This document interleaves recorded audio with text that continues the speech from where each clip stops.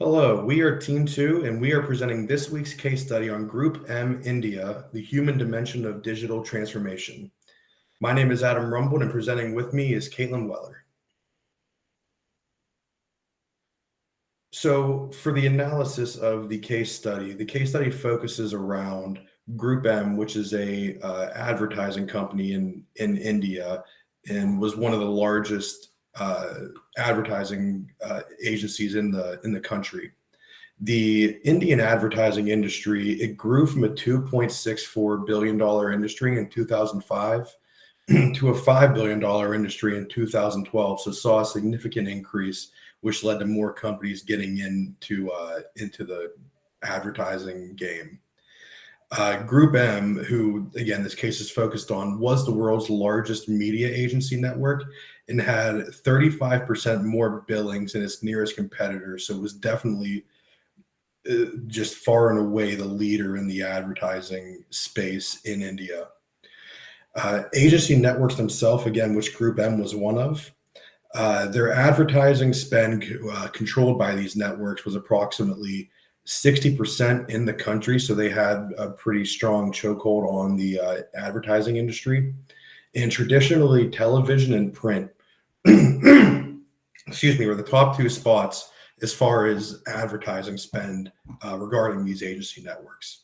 And there was a huge change coming down the pipeline with the introduction of digital advertising and the rise of social media. GroupM in India specifically recognized the changing media environment and knew they had to act. Srinivas, who was the GroupM CEO, saw the changing landscape and saw himself as a change agent to lead this historic change in their industry. So GroupM wouldn't be left behind. GroupM did not want to rely on their traditional media revenues to carry them. And also one of the changes that they saw was that their non-core areas were becoming more of GroupM's larger core part of their business, which forced them to change what their definition of core really was. And GroupM had two plans that they knew they had to face, and one of them wasn't really an option, the other was. So one of their options was to not make any changes regarding their advertising and sticking with the traditional TV, radio, and print, which was not really an option for them. Or another option was to prepare for a future that would be heavily focused on digital advertising. GroupM had enough resources as, again, one of the largest advertising companies in India. They had enough resources that they knew they could invest in digital early enough, drive adoption, and make the case for spending this money on digital advertising, allowing them to become a player and one of the leaders in digital advertising as it becomes more adopted universally. I'm going to pass it over to Caitlin to review the identification of key problems. Thank you, Adam. So there's three different areas where GroupM were facing some problems. The first was the economic slowdown that India faced in 2013. This had a great effect on Indian media agencies and advertising, which obviously led to problems for GroupM India. So the first problem was the economic slowdown had an adverse impact on businesses who responded by cutting media spend. So more companies were spending less money, which meant slower business for GroupM India. The second point were companies were keen to see measurable impact of media plans on customer engagement, sales, and market share. So it was no longer acceptable to deliver a run-of-the-mill campaign. Campaigns needed to show that they could produce real results and real profits for clients. Next, the exponential rate of mobile penetration was rapidly changing media consumption behavior of younger, tech-savvy, and connected Indian consumers. So the question became, how will this change advertising? And finally, the growing importance of digital media threatened to disrupt traditional advertising balance between TV, print, radio, and cinema. So how was advertising going to change along with it? So the company also faced some external and internal threats. So starting with the external challenges they faced, number one, market disruption. The time spent on mobile devices in India doubled from 2012 to 2013. leading to new media segments, including internet advertising, online classifieds, and even gaming. Clients began to look for smart, cost effective mobile marketing solutions, and advertisers needed to be able to meet those needs. But this was new for the advertising industry and for agencies in it, like GroupM India. Next was the evolving profile of the Indian consumer. So, India overtook US as the world's second largest internet base. In 2013 in India, there were 82 million Facebook monthly active users. So, increasing the number of Indian consumers that were accessing content, even though they were still going up, the consumption was dispersed across different platforms between TV, streaming, and podcasts, just to name a few. The next point was competitors' acquisition spree. So, to gain market share, global players resorted to hiking up their equity stakes in local advertising agencies, setting up or buying full-time service and specialized communications agencies, and were entering into the market either through specialized agencies or full-scale media buying units under global banners. So, the biggest competitors to GroupM India were growing and taking on more and more of these smaller companies, which meant they were able to take on more and more business as well. And the last external challenge was a new breed of competitors. So, internet giants like Facebook and Google became the go-to for businesses who were looking to increase their sales and maximize visibility, especially for new brand owners, as they looked at these platforms as the default entry point. In addition to that, competition was intensifying from small digital outfits that were popping up. So, advertising in the digital space was still new and non-traditional for the advertising industry, particularly in India, and particularly for those who had not been in business for, who were older in the business, these older companies. But we can see that through these challenges, the digital advertising was what consumers were coming to expect from these agencies and companies, and what these companies and the clients were actually needed to do in order to become successful in this new world. So, for the internal challenges, first up is the product gap.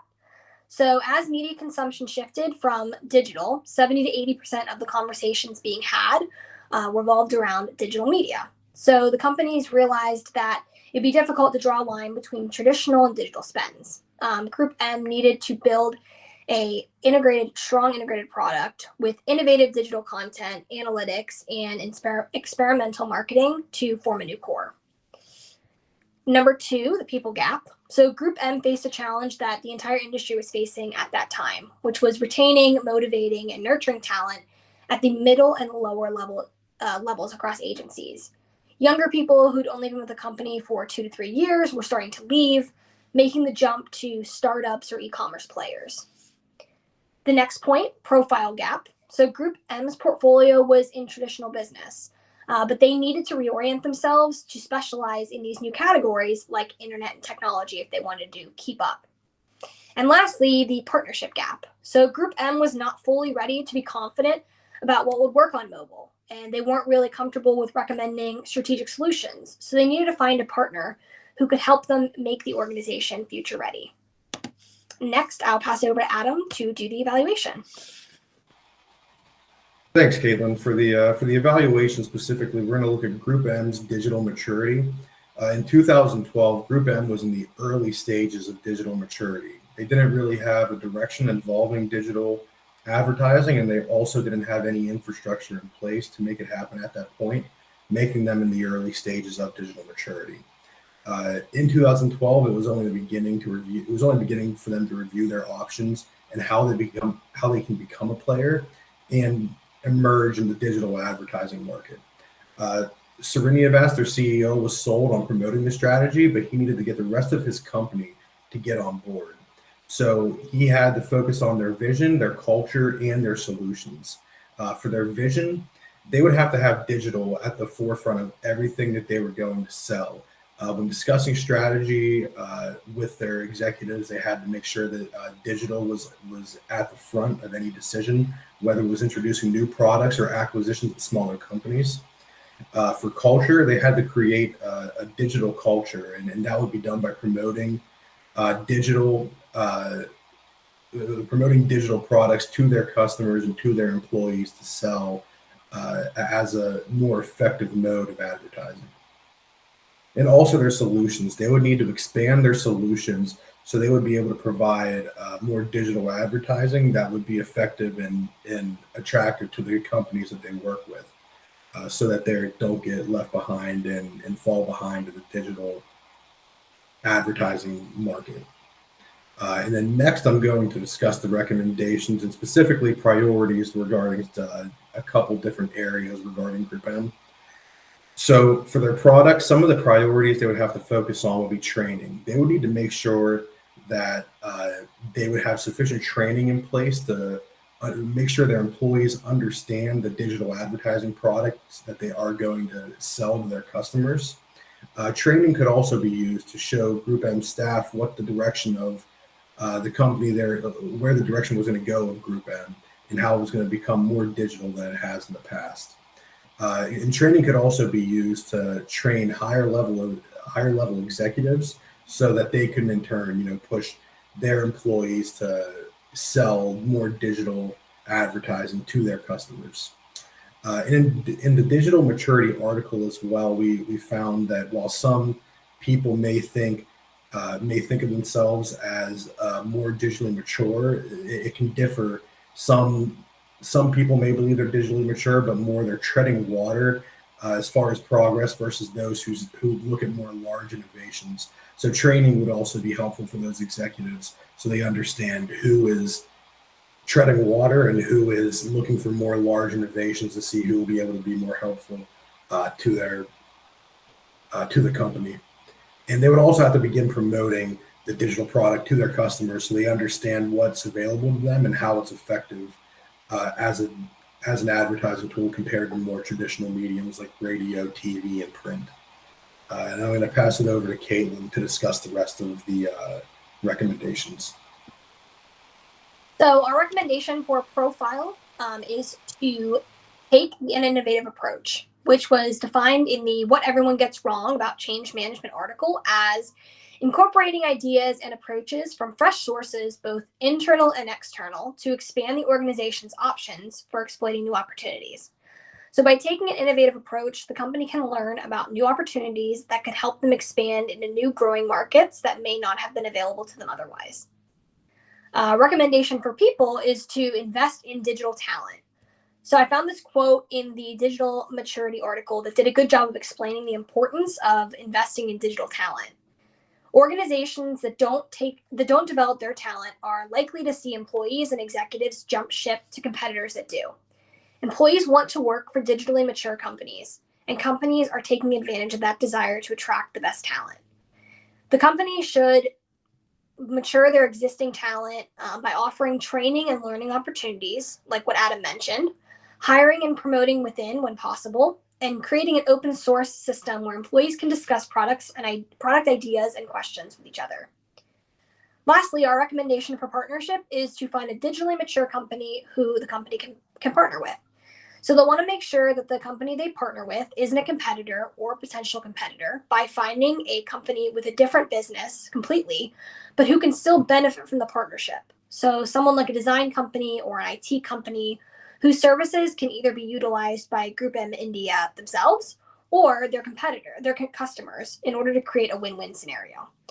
Many articles suggest that when businesses partner together, it can be an advantage to both companies as it opens the door to opportunities that may not have been available otherwise. And lastly, these are our references, and thank you so much for your time.